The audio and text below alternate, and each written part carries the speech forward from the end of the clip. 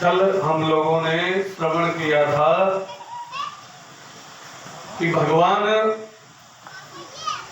सूत जी से प्रश्न किया था। शौनकादिक ऋषियों ने 6 प्रकार के प्रश्न किए थे। 6 उन्हीं 6 प्रश्नों के उत्तर में श्रीमद् भागवत महापुराण की पूरी कथा सूत जी ने सुनाई। तो 6 में से 4 प्रश्नों के उत्तर हुए थे, 2 रह गए थे। क्योंकि समय हो गया था इसलिए कल जो है 2 प्रश्न रह गए थे। एक प्रश्न था, कहा शौनकादिक ऋषियों ने कहा महाराज हमें सार बताइए, क्योंकि हमारे पास समय नहीं है। जबकि उनके पास खूब समय था, लेकिन उन्होंने हम लोगों के बताया, क्योंकि किस दिन श्वास बंद हो जाए चलते चलते कोई पता नहीं है। तो कहा महाराज हमें सार बताइए। और दूसरा प्रश्न था, ब्रूहि योगेश्वरे कृष्णे धर्मण्य धर्मवर्मणि स्वाम काष्ठाधुनोपेता धर्मः कः शरणं गता। धर्म किसकी शरण में गया? महाराज भगवान कृष्ण के जाने के पश्चात इस धराधाम से धर्म किसकी शरण में गया? ये 2 प्रश्न रह गए थे। पहला, हमें सार बताइए। सार का तात्पर्य है कि जो कुछ भी किस प्रकार भागवत की रचना हुई और किस प्रकार भगवान सुखदेव जी ने भागवत की किस प्रकार कथा श्रवण जो है सीखी, किस प्रकार भागवत कहने के लिए, और किसने बताया, ये सब बातें जो है पूरा हमें सार बताइए। आगे आती है कथा।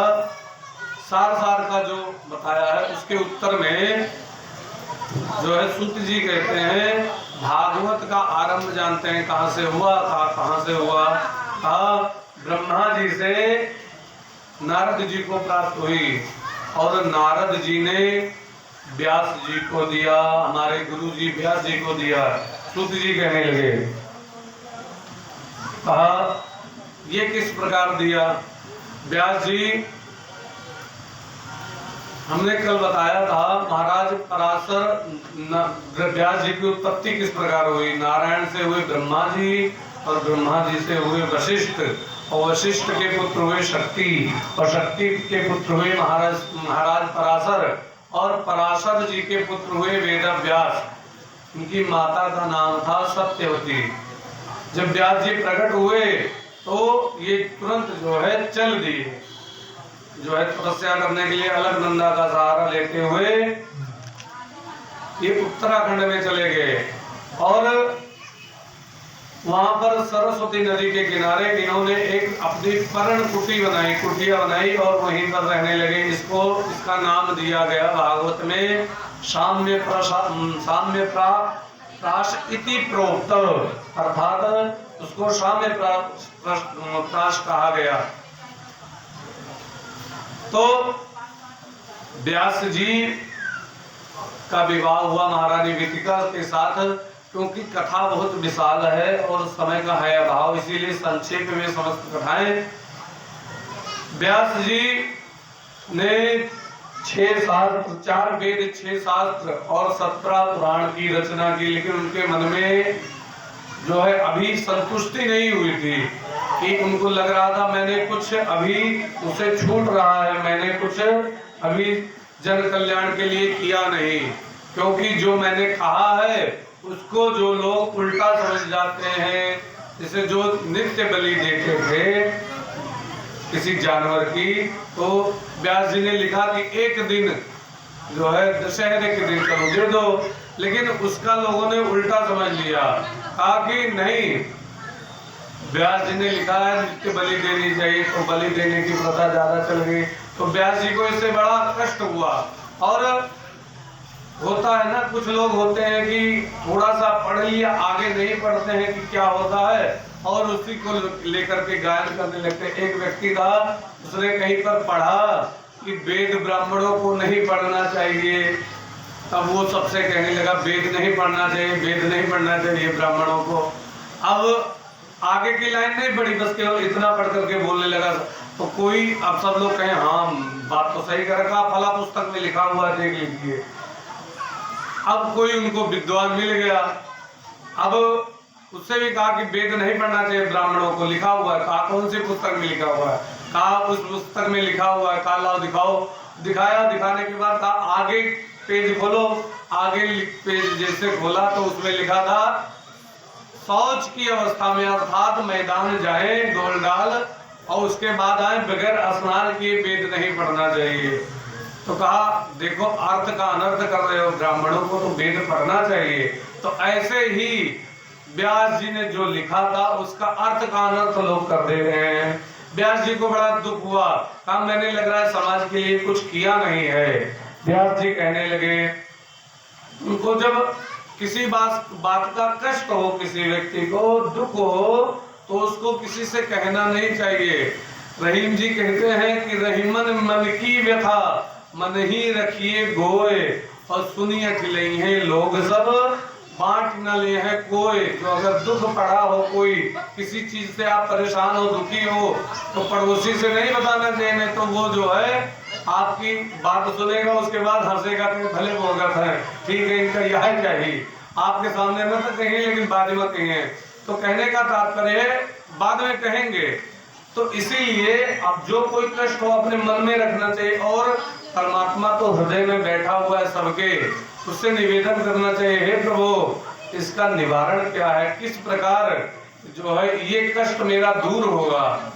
तो अंदर से ही आवाज आएगी। व्यास जी के मन में व्यथा उठी तो व्यास जी आंख बंद करके बैठ गए और अंदर अंदर भगवान का स्मरण किया। कहा हे प्रभु मुझे लग रहा है मैंने संसार के लिए कुछ नहीं किया, कोई उपाय बताइए क्या करें। तब उनके अंदर से आवाज आई कि संत मिलन का इंतजार करो, संत मिल जाएंगे तो कल्याण होगा। थोड़ी देर बैठे थे, जैसे आंख खुली तो देखा सामने नारद जी बैठे हुए हैं। नारद जी को जैसे देखा व्यास जी ने नारद जी को प्रणाम किया। कहा नारद जी कहने लगे पराशर नंदन क्यों इतना परेशान हो, क्या हुआ? कहा महाराज मैंने लग रहा है कुछ किया नहीं है। कहा 4 वेद 6 शास्त्र 17 पुराण की रचना की, लेकिन लग रहा है मैंने कुछ अभी किया नहीं, कुछ रह रहा है। तो कहा आपने भागवत की रचना की। कहा भागवत क्या, हम नहीं जानते हैं। तो कहा श्रीमद् भागवत महापुराण की रचना कीजिए। तो कहा किस प्रकार है? नारद जी ने अपना दाहिना हाथ व्यास जी के हृदय पर हाथ रखा, दाहिना हाथ, और उसके बाद जितना भी भागवत कथा थी सब उनको उनके हृदय में उड़ेल दिया। जैसे आज के समय में जो है डाटा केबल से लैपटॉप से मोबाइल में, मोबाइल से लैपटॉप में कोई भी जो है वीडियो या कुछ भी हो कॉपी किया जाता है, इसी प्रकार से पहले डाटा केबल तो चलता नहीं था, हाथे रखा और हाथे से उड़ेल दिया। ऐसी शक्तियां पहले भी थी।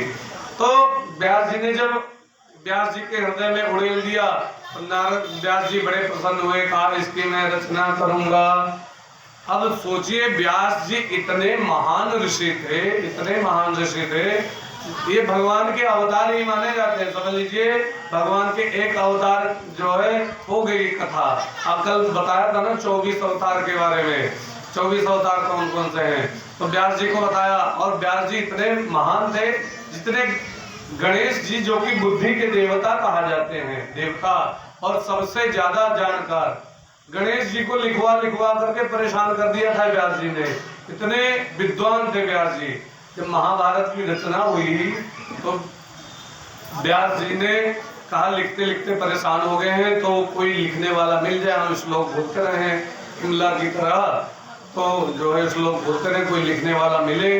तो गणेश जी के पास गए, गणेश जी से कहा हमारी जो है एक रचना कर दो महाभारत की, मैं जो है वो लिख दीजिए और मैं जो है बोलता रहूंगा श्लोक। तो गणेश जी भी बड़े विचित्र चतुर को है गणेश जी। गणेश जी ने कहा सुनो है बाबा, हम रचना तो करेंगे लेकिन एक शर्त। कहा क्या? कहा अगर श्लोक बोलना बंद कर दिया तो मैं लिखना बिल्कुल लिखना बंद कर दूंगा, जान लीजिए। श्लोक कंटिन्यू बोलते रहिए 24 घंटा। अब वो देवता तो कहा नहीं। अच्छा, व्यास जी ने कहा मेरी भी एक शर्त है। कहा क्या? कहा मैं जो श्लोक बोलूं उसका जो है अपने मन में अर्थ पूरे अच्छे से समझ लेना, उसके बाद मुझे बताना, तब मैं अगला श्लोक बोलूंगा। हाँ ठीक है, ठीक है। अब दोनों में जो है बात तय हो गई। अब व्यास जी बोले श्लोक, गणेश जी लिखे। अब व्यास जी को नित्य क्रिया भी तो करनी रहती थी, ढोल डाल जाना, स्नान करना, पूजा करना, भोजन करना, ये हर व्यक्ति करता है। अब जब ऐसा समय आए तो व्यास जी ऐसा श्लोक बोल दे कि गणेश जी घंटों अर्थ लगाते रह जाए, उसका अर्थ ना निकाल पाए। निकाले तो व्यास जी को बताएगा ना ये अर्थ नहीं है, घंटों अर्थ लगाते रह जाए और उसका अर्थ गणेश जी ना निकाल पाए। देवताओं की तौहीन नहीं है इसमें जो है, लेकिन व्यास जी की जो है महानता बताया। घंटों अर्थ लगाते रह जाए, गणेश जी जो है उसका अर्थ ना लगा पाए, और तब तक ये ढोल डाल हुए, मंजन ब्रूज इत्यादि जो भी करना था करके, और उसके बाद फिर जो है भोजन इत्यादि करके पुनः आ जाए। कहा हाँ लगा दिया, हाँ लगा दिया, दूसरा तब बोले।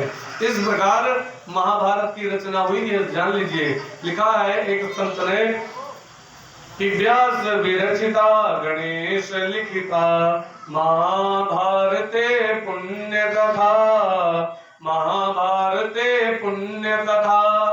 कौरव पांडव संगर मथिता, कौरव पांडव संगर मथिता, नैवा क्लेशता न च कठिना, नैवा क्लेशता न च कठिना। सुरस सुबोधा विश्व मनोज्ञा, ललिता हृदया रमणीया। तो व्यास जी ने श्रीमद् भागवत महापुराण की रचना की। समझ लीजिए इतने जानकार थे व्यास जी। तो जब भागवत की रचना की, अब भागवत की रचना तो कर ली, लेकिन इसको पढ़ाएं तो पढ़ाएं इसको जो है। और इस प्रकार कहा ये सार श्रीमद् भागवत महापुराण, इस प्रकार इसकी रचना हुई। अब कहा दूसरा प्रश्न था, कहा और नारद जी ने अपना जो है चरित्र सुनाना किया, प्रारंभ किया। संक्षेप में बिल्कुल नारद जी कह रहे हैं कि भगवान के कीर्तन में इतना लाभ है, भगवान के नाम में, कि उससे मैं नारद का मुझे शरीर प्राप्त हो गया। आप कैसे? आप पिछले जन्म में मैं दासी का पुत्र था, एक जिसको आज के समय में नौकरानी कहते हैं, दासी का पुत्र था। तो मेरी माता संतों की सेवा करती थी, संत लोग उन्हें भोजन दे देते थे, उसका जो है उनका गुजारा होता था उसी से। और मैं संतों की मैं भी सेवा करता था, संतों की लंगोटी छाटता, उनके वस्त्र छाटता, ये सब जो है क्रियाएं मैं करता था। एक बार संत लोग आए और वो अयोध्या से जो है वृंदावन की तरफ जा रहे थे, हमारे यहाँ रुके। जिन महात्मा के पास में मेरी माता रहती थी, उनकी सेवा करती थी, उनके यहाँ रुके और रुक करके जो है पूरा जितना था जो है बड़े सुंदर संकीर्तन करते और उन्हीं के साथ में भी मस्त रहता था। जब जाने लगे तो मैं भी जिद करने लगा कि महाराज मुझे भी ले जाइए, मुझे भी ले चलिए। उनका नाम था राम, रख दिया नाम राम बोला। अब कहा मुझे भी ले चलो, मुझे भी ले चलो, लेकिन महात्माओं ने कहा नहीं, अभी माता है जीवित, तो माता की सेवा करना परम कर्तव्य है।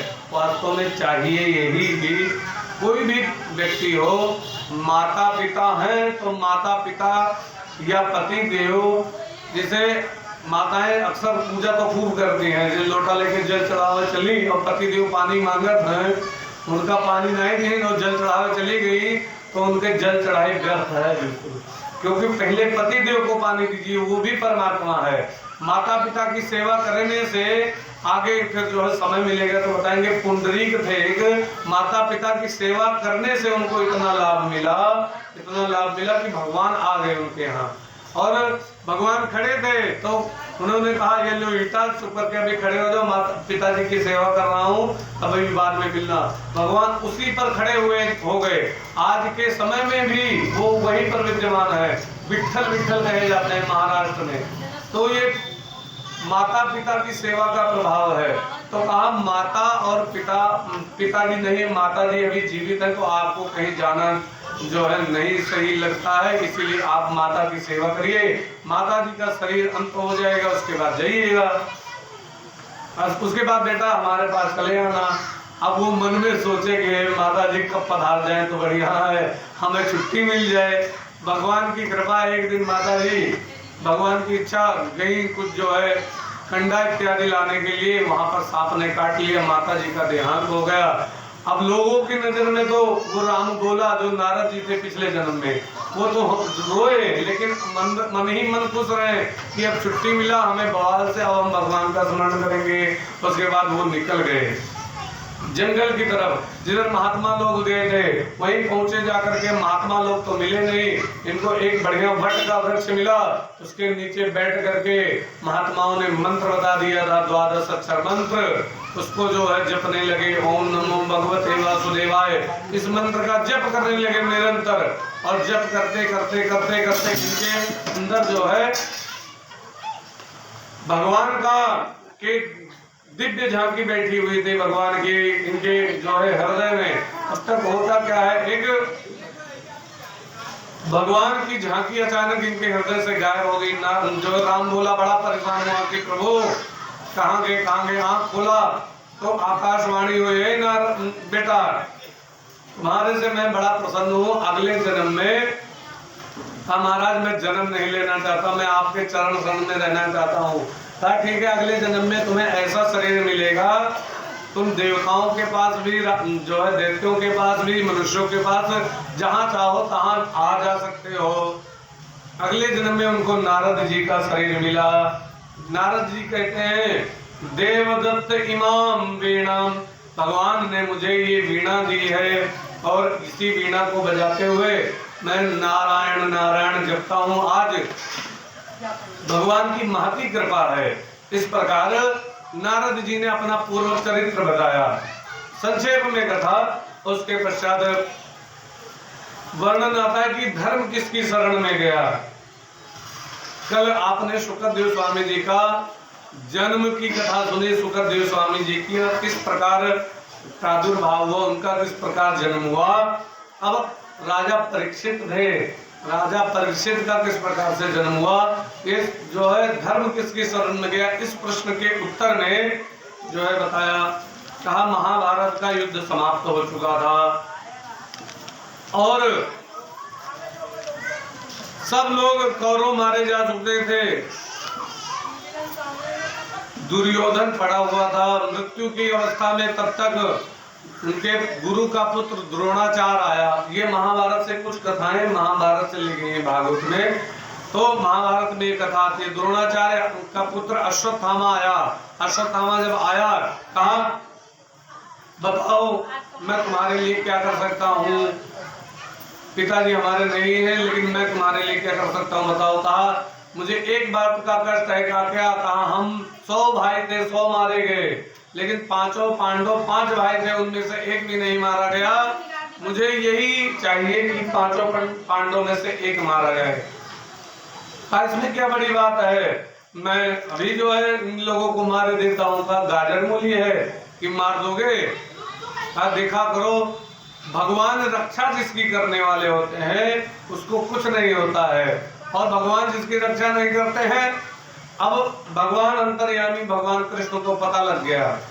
भगवान कृष्ण ने पांचों पांडव द्रौपदी से कहा चले घूमने चलते हैं, बड़ी बढ़िया सुनहरी चांदनी रात है पूर्णिमा की, घूमने चलते हैं। कहा ठीक है। और जहां पांचों पांडव जिस बिस्तर पर सोते थे उसी पर द्रौपदी ने अपने 5 पुत्रों को जो है शयन करा दिया। वो 5 पुत्र लेटे हुए थे। अश्वत्थामा आया और उसने तलवार लेकर के 5 पुत्रों का सिर काट लिया, काट करके बोरे में भर के लेकर चला गया और जाकर के दुर्योधन के सामने उड़ेल दिया। जैसे दुर्योधन ने देखा रे तुमने ये क्या किया, हमारे कुल में वैसे ही कोई नहीं बचा था, ये 5 बालक थे, 5 बालकों को मार दिया, ये बहुत अनर्थ किया आपने, ये सही नहीं किया। इधर द्रौपदी जी जब वापस आए देखा धड़ पड़ा हुआ है, बालकों का सिर गायब है। और माता के सामने अगर पुत्रों की मृत्यु हो जाए तो माता इतनी विवल हो जाती है, पागल ना हो जाए तो बहुत बड़ी बात है, नहीं तो ऐसी अचेत अवस्था आ जाती है कि वो दिमाग से भी जो है डिस्टर्ब हो जाती है, ऐसा हाल हो जाता। माता जैसे जो है द्रौपदी जी ने देखा, लिखा भागवत में, माता शिशूनां निधनं सुतानां निशम्य घोरं परिताप्यमाना। जैसे देखा मेरे बालकों को क्यों मार दिया, क्या किया था मेरे बालकों ने, पता लगा अश्वत्थामा आया था, कहा अश्वत्थामा का क्या बिगाड़ा था, मेरे बालकों को क्यों मारा, नहीं मारना चाहिए था मेरे बालकों को। द्रौपदी जी रोने लगी। अब भगवान भीम, युधिष्ठिर, पांचों पांडव इत्यादि वहां खड़े थे। युधिष्ठिर जी धर्मात्मा थे। युधिष्ठिर जी ने कहा, महाराज ये बताइए भगवान कृष्ण से कि मार दिया है बालकों को, अब इसको क्या सजा देनी चाहिए। कहा पहले पकड़ो तो। अर्जुन ने जो है अश्वत्थामा के पीछे रथ लगाया, अश्वत्थामा भागा और अर्जुन भी जो है पीछे पीछे रथ लगाए हुए उसको पकड़ने के लिए अश्वत्थामा भाग रहा है। जब देखा कि पकड़ जाऊंगा, तब उसने ब्रह्मास्त्र चला दिया। अब अर्जुन डर गए कि हे प्रभु, इसने तो छोटी सी बात पर ब्रह्मास्त्र चला दिया, अब क्या करें। कहा जैसे विष को काटने के लिए विष की औषधि होती है, ऐसे ही ब्रह्मास्त्र को काटने के लिए ब्रह्मास्त्र की औषधि, ब्रह्मास्त्र चलाइए। दोनों ने ब्रह्मास्त्र चलाया, उस प्रकार उससे जो है क्या हुआ, उसके पश्चात अश्वत्थामा को पकड़ लिया और लेकर के सभा में आए। कहा युधिष्ठिर ने कहा, अब बताइए इसके साथ क्या किया जाए। भगवान कृष्ण से कहा, आप शास्त्रों के विशेष ज्ञाता हैं, आप बताइए। कहा सुनो, नियम है वो मैं बता देता हूँ। ब्रह्म बंधुर्न हर्तव्यम आतताई बधारणा मयो भवै मामनागम परिहाय अनुशासनम। कहा ब्राह्मण को कभी मारना नहीं चाहिए जान से, ब्राह्मण को कभी भी जान से नहीं मारना चाहिए। चाहे पहले मैंने कहावत नहीं कहा, चाहे घर में कूदे लेकिन भगवान का जान से ना मारे के छोड़ दे। पहले मैंने ऐसे कहावत कहा थे। तो ब्राह्मण को जान से नहीं मारना चाहिए, और जो बालकों को मार डाले छोटे छोटे, उसको कभी जिंदा छोड़ना नहीं चाहिए। भीम जी ने कहा, वारे प्रभु आपकी जजमेंट तो बड़ी विचित्र है, वो ब्राह्मण भी है, उसने छोटे बालकों को भी मारा है, अब इसके साथ क्या करना चाहिए। भगवान ने कहा, अब देख लो जो करना हो। तो कहा कोई तो उपाय है बताइए। कहा अगर ब्राह्मण का अपमान कर दिया जाए तो समझ लीजिए उसको मारने के बराबर है। उसको सभा में बुलाया और बुला करके उसके मस्तक पर ब्रह्म तेज की एक मणि थी, उसको बाण से निकाल करके पांडवों ने रख लिया। उसके बाद उसको धक्के दे करके सभा से बाहर कर दिया। अब अश्वत्थामा को सोचना तो ये चाहिए था कि मैंने डालने लायक काम किया था लेकिन मुझे छोड़ दिया। लेकिन अश्वत्थामा के मन में और विचित्र बात आई, अरे इनके कुल में तो कोई अब दीपक जलाने वाला नहीं बचा, तिलांजल देने वाला नहीं बचा। फिर इनके मन में, अरे अभिमन्यु जब उसकी मृत्यु हुई थी, अर्जुन का पुत्र अभिमन्यु, उसकी जब मृत्यु हुई थी तब पता लगा था कि उसकी पत्नी के गर्भ में एक बालक पल रहा है, उसको मार दे तो इनके कुल का नाश। अब उसने और जोर से खटखा करके हंसा, उसके बाद ब्रह्मास्त्र चला दिया उस बालक के ऊपर। अब बालक गर्भ में है और उसके ऊपर ब्रह्मास्त्र चला दिया। बालक जो है अब पेट में दर्द होने लगा। उत्तरा दौड़ी आई भगवान के पास और बोली, महाराज पाहि पाहि महायोगी देव देव जगतपते नान्यम तद भयम पश्ये यत्र मृत्योः परस्परम। हे महाराज बचाइए, मेरा बालक ये कुल का दीपक है और अगर ये मर गया तो जान लीजिए हमारा कुल का नाश हो जाएगा। इसको बचाइए, इसको बचाइए। भगवान भी बड़े कौतुक का मतलब खेल करने वाले, कौतुकी काय कराओ, प्रेम से ऐसे सिर पर हाथ फेरते जाए जो है और कहते जाए और झूठे मंत्र बोलते जाए। कहा आप चिंता मत करो, और छोटा सा रूप अंगूठे के बराबर बना करके भगवान गर्भ में प्रवेश कर गए और गर्भ में गदा घुमा करके उस बालक की रक्षा की, और इधर ऊपर से ऐसे झूठे मंत्र से बड़बड़ाते जाए, वोट हिलाते जाए, कहा अब राहत है, अब दर्द नहीं हो रहा, कहा हाँ हाँ सही है। उस बालक की गदा घुमा करके भगवान ने ब्रह्मास्त्र से रक्षा की, और उसके पश्चात भगवान द्वारिका धाम के लिए चले गए। और हस्तिनापुर से और जब चले गए तो भगवान ने कहा जाने से पहले सबसे कहा वरदान मांग लो, क्या वरदान चाहिए? तो पांचों पांडवों में से ध्यान दीजिए, ये है निष्काम भक्ति। पांचों पांडवों में से किसी ने संसार की कोई वस्तु नहीं मांगी। ध्यान दीजिए, पांचों ने वर मांगा है अपना अपना। पहले युधिष्ठिर की बारी आई। हाँ, आप मांगो, आप राजा हो, सबसे बड़े हो, आप बताओ क्या चाहिए? युधिष्ठिर ने कहा महाराज मुझे ये वरदान दे दीजिए, मैं जिंदगी में कभी भी झूठ ना बोलूं, सत्य का साथ देता रहूं। युधिष्ठिर जी कभी झूठ नहीं बोलते थे। और फिर भीम की बारी आई, उससे छोटे थे। भीम से कहा तुम क्या मांगते हो? कहा महाराज मैं खाते पीते हंसते बोलते आपका नाम जो है लेता रहूं, ऐसे शरीर छूट जाए, और कुछ नहीं चाहिए। और फिर बारी आई अर्जुन की। अर्जुन से कहा तुम क्या चाहते हो? अर्जुन ने कहा महाराज वैसे तो हमारे आपके कई रिश्ते हैं। अर्जुन का भगवान का जीजा साला का रिश्ता है, भगवान के जो है ये जीजा लगते हैं अर्जुन जी। दूसरा रिश्ता है बुआ के बेटा है, तीसरा रिश्ता है शिष्य है। तो भगवान के साथ इनके कई रिश्ते हैं। तो कहा और रिश्ते मत मानिए, गीता का जब से उपदेश दिया था, कहा शिष्यस्ते स्वाधिमान त्वं प्रपन्नः, मैं आपका शिष्य, आप मेरे गुरु, बस यही नाता बना रहे और कुछ नहीं चाहिए। चौथा जो है नकुल की बारी आई। नकुल ने कहा तीनों भाइयों की मैं सेवा करता हूँ, आपका स्मरण करता हूँ, और कुछ नहीं चाहिए। नकुल सहदेव ने ये बताया।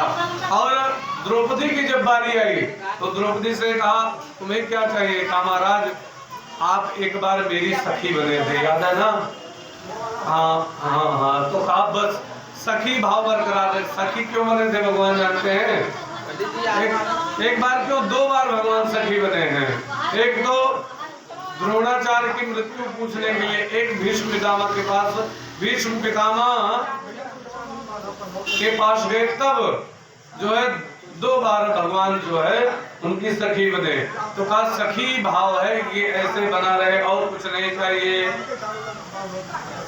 और जानते हैं द्रोणाचार्य कितने महान अर्जुन के गुरु थे। गुरु को मारना इसे आसानी से, अर्जुन ने शिक्षा ली हो उसको मारना आसान है। तो द्रोणाचार्य जो को मारने के लिए पूछा, द्रोणाचार्य को किस प्रकार मारा जाए? कहा द्रोणाचार्य को मारने के लिए वही बता सकते हैं, उनको कैसे मारा जा सकता है। कहा ठीक है। अब सुबह सुबह दुर्योधन की पत्नी जाती थी द्रोणाचार्य को प्रणाम करने के लिए। भगवान की इच्छा देखो, भगवान ने कहा द्रौपदी से तैयार हो, 4 बजे पहुंच गए द्रोणाचार्य जी के शिविर में। वहां जाकर के प्रणाम किया, और प्रणाम करने के बाद द्रौपदी जी ने फिर कहा क्या वरदान मांगती हो? मांगो। हम महाराज आप मरोगे कैसे? जैसे द्रोणाचार्य की आंख खुली, कहूँ अरे द्रौपदी, तो कहा ठीक है मैंने कह दिया वरदान लेने को, वरदान देने के लिए तैयार हो। जानती हो जब तक मेरे हाथ में शस्त्र है, धनुष तलवार इत्यादि कुछ भी है, तब तक मुझे द्रोणाचार्य को कोई मार नहीं सकता इस पृथ्वी पर। और मेरे हाथ से अस्त्र शस्त्र गायब हो गए, उसके बाद निहत्थे को कोई भी मार सकता है। पता कर लिया, उसके बाद चले आए। तो भगवान सखी बने थे उस समय। और एक बार भीष्म पितामह के जो है भीष्म पितामह जी के पास गए थे, तब वो अभी आगे कथा आएगी। तो द्रौपदी ने कहा आप मेरे गुरु, आप जो है मेरे सखी हैं, यही भाव बरकरार रहे। सुभद्रा से पूछा। अब सुभद्रा की बारी आई। सुभद्रा जानते हैं कौन है?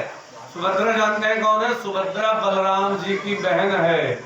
और बलराम जी की बहन तो भगवान की बहनें तो हुई, और सुभद्रा का विवाह अर्जुन जी के साथ हुआ था। तो सुभद्रा की बारी आई, कहा ये बहन है, पता नहीं क्या संसार की चीज मांग ले। हम लोग होते तो कोई संसार की चीज नहीं मांगी, लेकिन फिर क्या पता मांग ले। अब जब सुभद्रा की बारी आई तो सब लोग चौंक गए, पता नहीं क्या मांगे। लेकिन सुभद्रा जी ने क्या मांगा जानते हैं? व्यास जी ने लिखा भागवत में कि कृष्णम त्वदीय पद पंकज पुंजरान्ते अद्वितीय में विशतु मानस राजहंसा प्राण प्रयाण समये कपवात तिक्तो कंठावरोधन विदो स्मरणम कुसस्ते। काहे भगवान कृष्णम त्वदीय पंथ पंकज पुंजरान्ते, हे भगवान, हे कृष्ण, आपके चरण कमलों में ये मेरा मन रूपी भंवरा निरंतर लगा रहे। प्राण का जब प्रयाण का समय आए, जब प्राण छूटने वाले हो, प्राण जानते हैं किसको कहते हैं? प्राण, ये जो श्वास चल रही है, ऊपर जा रही है, नीचे आ रही है, ये श्वास, इसी को प्राण कहते हैं। और जब मृत्यु का समय आता है तो कहते हैं ना, श्वास टूट गई भैया, सांस नहीं चलती, मर गए। तो जब मृत्यु आती है तो श्वास जो है टूट जाती। कहा जब श्वास का टूटने का समय आए, तब आपका जब कंठ पर कफ और पित्त जो है पकड़ लेता है, और उसके बाद बोल नहीं पाता है वो व्यक्ति, जिसके कंठ पर कफ और पित्त अवरुद्ध हो जाता है, तो उसको बोलने में बड़ा कष्ट होता है। तो आपका स्मरण कहां से कर पाएगा वो? तो इसीलिए आपका स्मरण नहीं कर सकता। जानते हैं, एक बात बताएं, जो कुछ भी करना है, जब तक श्वास चल रहा है, जब तक हाथ पैर चल रहे हैं, पुण्य का काम, पूजा पाठ, भगवान का स्मरण कर लीजिए। नहीं तो जैसे हाथ पैर चलने बंद हुए, तब जान लीजिए बच्चों के भरोसे रहेंगे तो काम नहीं होने वाला। क्योंकि एक व्यक्ति था, तो दो मित्र थे, तो दो मित्र बड़े घनिष्ठ मित्र थे। एक मित्र तो बड़ा पुण्य करता था, एक ने कहा, एक से कहा तुम भी पुण्य करा करो। कहा सुनो, दान पुण्य हम करेंगे, लेकिन कब? जब मृत्यु का समय आएगा, ताजा ताजा पुण्य करेंगे, ताजा ताजा दान करेंगे, भगवान को भी याद रहेगा और सही रहेगा, उस समय करेंगे, ठीक रहेगा। कहा ठीक है। मृत्यु के समय आया, तब वो खटिया पर पड़ गए। अब बोले तो आवाज न निकले। अब वो व्यक्ति बड़ा चतुर था, उसने क्या किया, जो दान की सामग्री थी, धन, रुपए और इत्यादि, सोना चांदी, जो कुछ भी दान देना था उसे, उसने अपने जहाँ पैर जाता था जिधर की तरफ, अलमारी में एक अलमारी बना करके उसमें रख दिया। उसके बाद दीवार लगा दी, और दीवार लगा करके उसको जो है पेंट वेंट करके फिट कर दिया। अब पता न लगे कि, लेकिन लड़कों को पता था कि वहां पर जो है धन रखा हुआ है। अब मृत्यु का समय आया, तब वो गिर गया खटिया पर, अब वो बोल ना पाए। उसका मित्र मिलने आया। कहा मित्र, तुमने कहा था दान करेंगे, अब दान कर दीजिए, ताजा ताजा दान कर दीजिए। ताजा ताजा कहा था। कहा अब उसकी जो किसी तरह फालिस मार दे, हाथ पैर उठे ना, किसी भी तरह ऐसे उंगली उठाई, और उंगली उठा करके इशारा करने लगे दीवार की तरफ। अब उनके कहने का मतलब था दीवार तोड़ो, उसके अंदर धन रखा हुआ है, मेरे हाथ से दान करा दो। लेकिन बच्चे भी बड़े जो है चतुर थे। बच्चों ने कहा पिताजी तो जा ही रहे हैं, अब धन भी चला जाए ठीक नहीं है। तो बच्चों से कहा ये पिताजी आपके क्या बोल रहे हैं? तो कहा पिताजी कह रहे हैं कहाँ धन बचा, जो कुछ था इसी घर में लग गया, अब ये रंगाई बुताई सब कुछ इसी में लग गया, है ये नहीं है कुछ।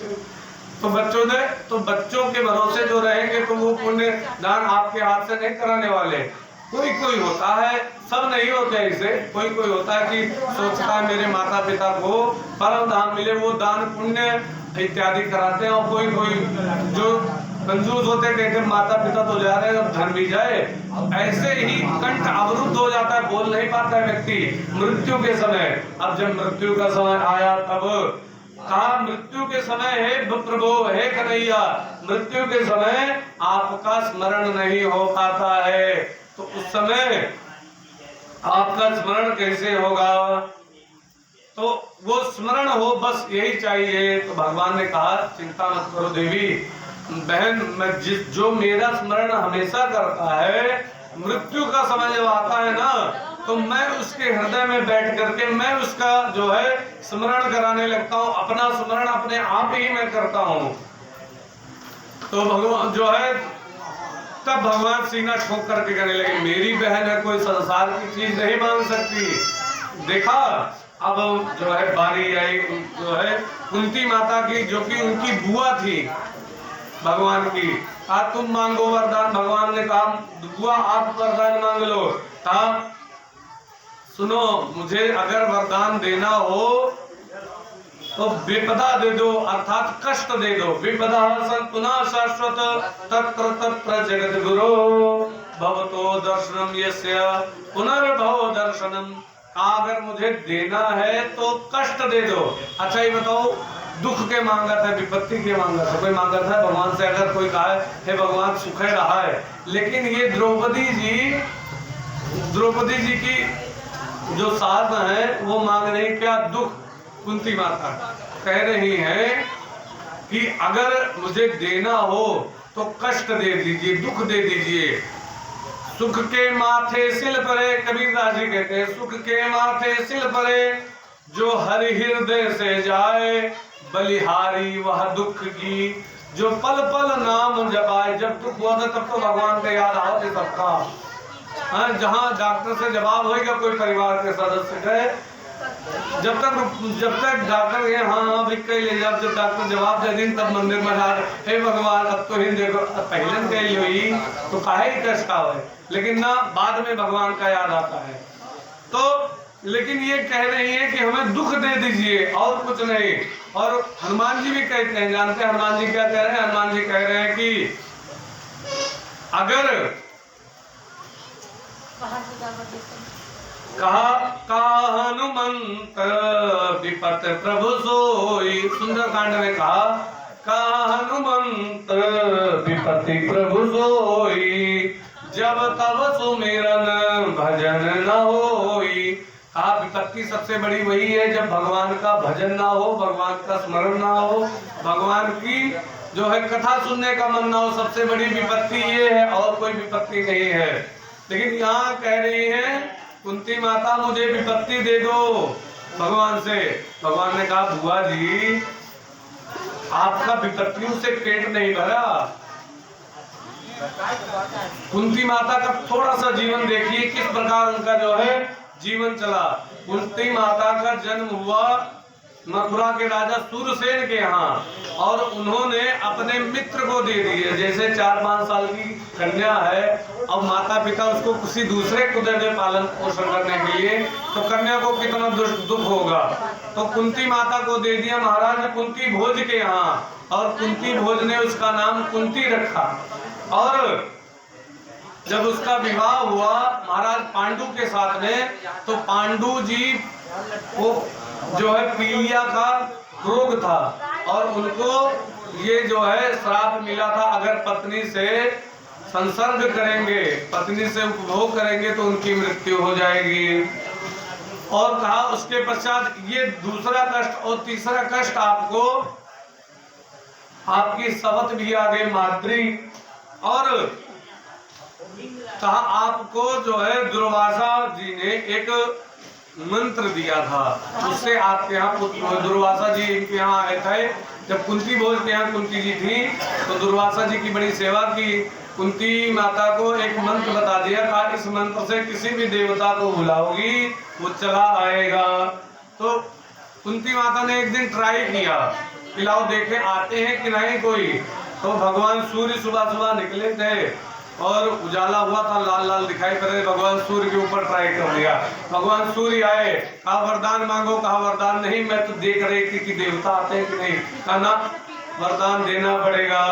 तो सूर्य भगवान मुझे तो मैं आपको एक पुत्र दे देता हूँ। अरे महाराज ये क्या करेंगे, अभी विवाह मेरा हुआ नहीं है, आप मुझे पुत्र दे देंगे तो संसार मुझे क्या कहेगा। हाँ चिंता मत करो, आप जैसे कवानी है वैसे ही रहेंगी। आपके कान के द्वारा उस पुत्र की उत्पत्ति होगी, कान के द्वारा उस पुत्र की उत्पत्ति हुई। और कुंती माता ने उसे एक बक्से में बंद करके नदी में डाल दिया। वो सूत जी को मिला, एक सूत को मिला, सूत ने उस पुत्र को पाला, उसी का नाम पड़ा कर्ण। वही कर्ण हुआ, महादानी कर्ण हुए। वही कान से उत्पन्न होने के कारण उनका नाम कर्ण पड़ा। कहा इतना कष्ट हुआ, उसके बाद आपके बेटों को राज नहीं मिला, उसके लिए महाभारत करना पड़ा। कितना कष्ट हुआ, आपका भी विपत्ति से पेट नहीं भरा है।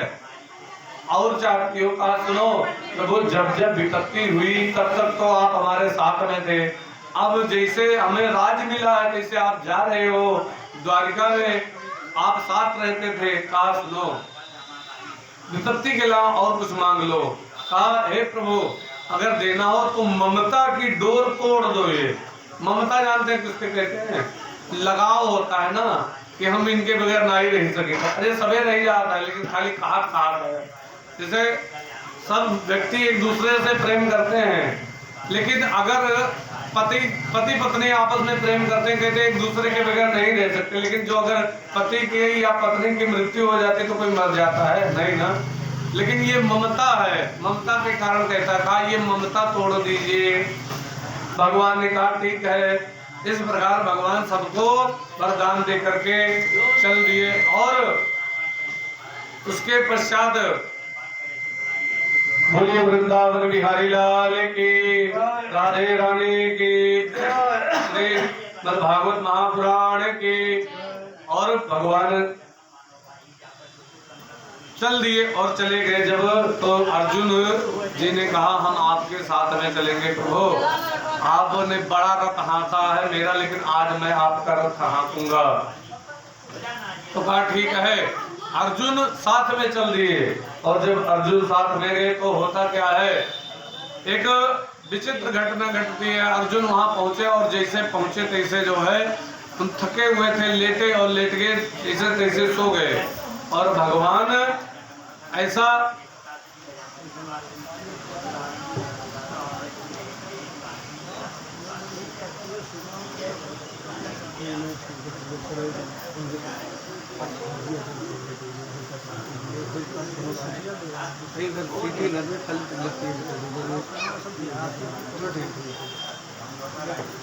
बोलिए वृंदावन बिहारी लाल की, राधे रानी की, श्रीमद् भागवत महापुराण की, हनुमान जी महाराज की। इस प्रकार भगवान अर्जुन जी जब पहुंचे वहां पर तो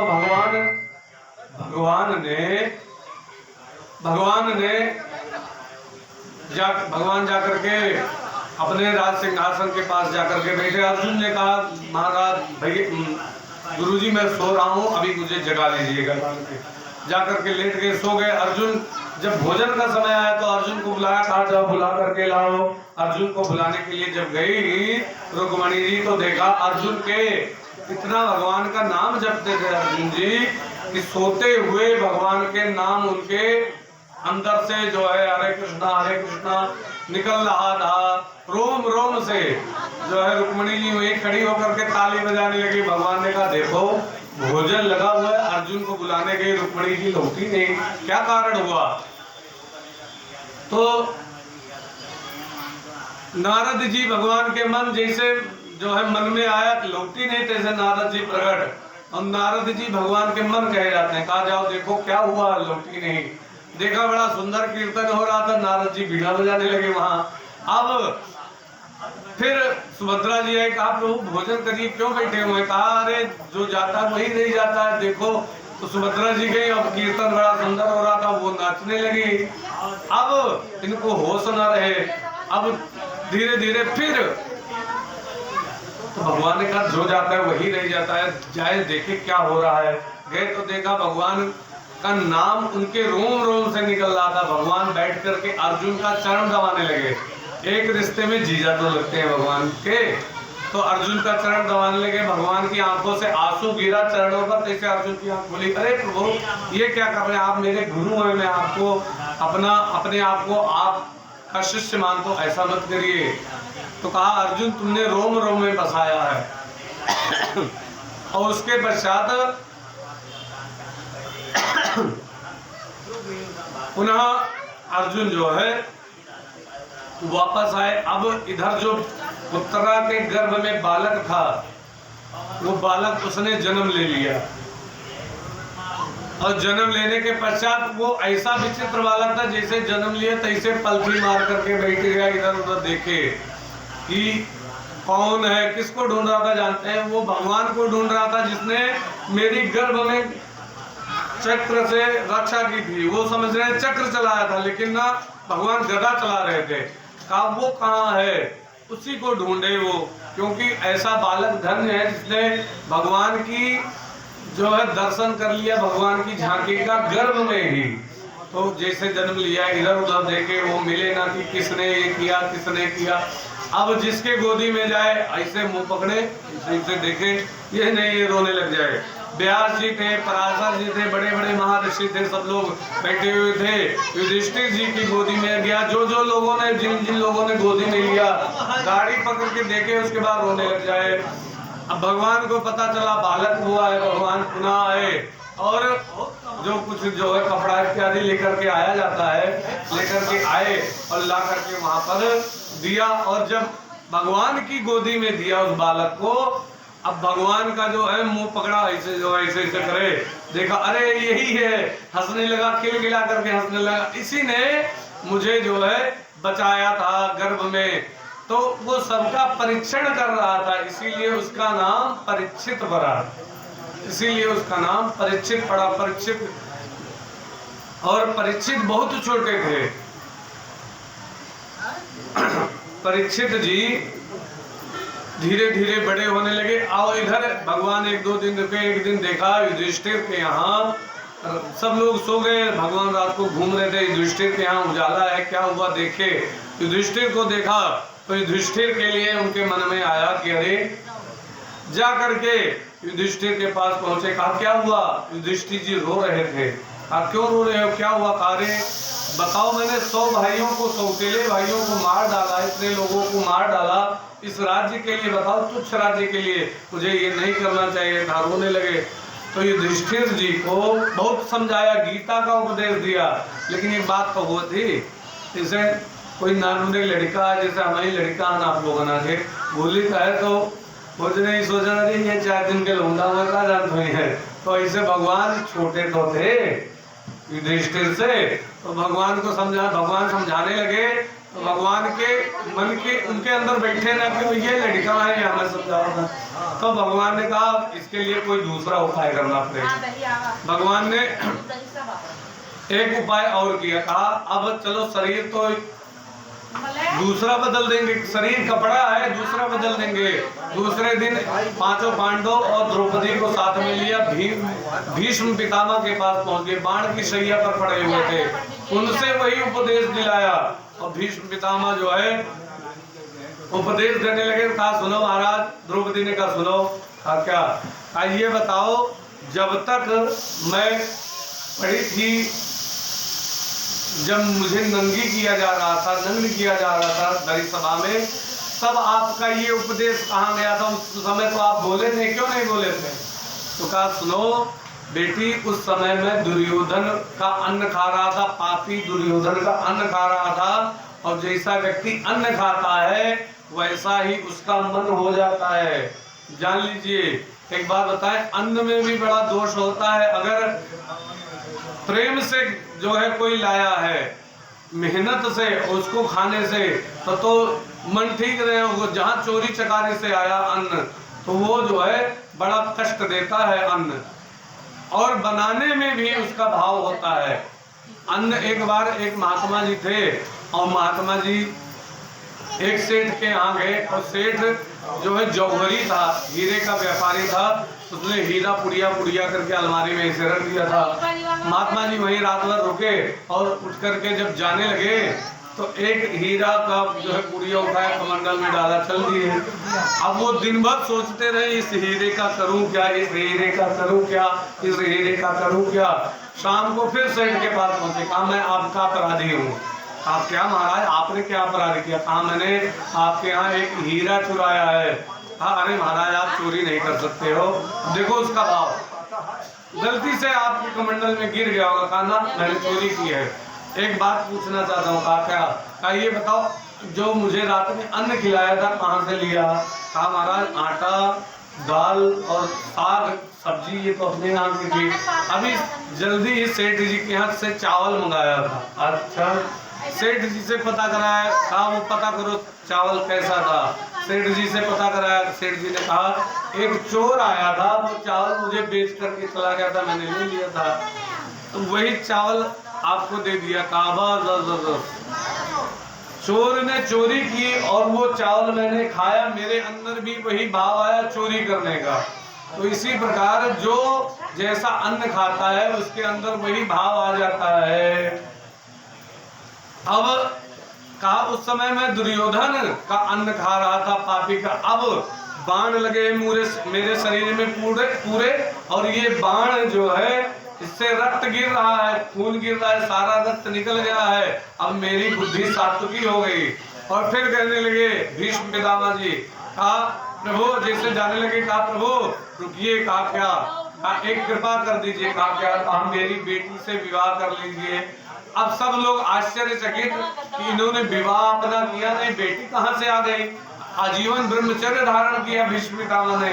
तो कहा अब सब लोग कहने लगे महाराज आपकी बेटी का सुनो, मेरी जो बुद्धि है ये मेरी बेटी है, उस बेटी का के साथ आप विवाह कर लीजिए, अर्थात बुद्धि का वर्ण कर लीजिए, मेरा मन आप में बुद्धि लगी रहे। कहा ठीक है भगवान, इतना कह करके चले आए। बोले वृंदावन बिहारी लाल की, राधे रानी की, श्रीमद् भागवत महापुराण की। उसके पश्चात भगवान अपने यहाँ पुनः वापस द्वारिकापुरी गए।